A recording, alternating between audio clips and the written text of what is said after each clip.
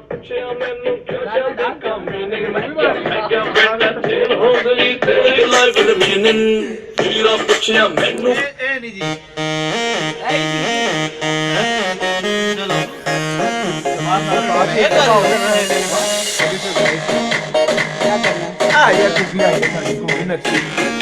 video video नहीं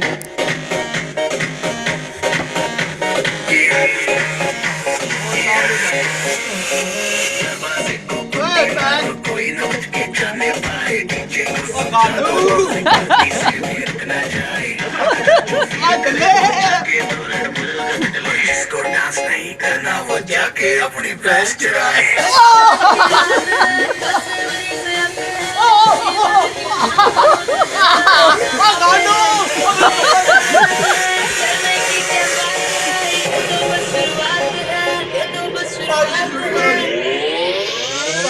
अभी तो पार्टी शुरू हुई है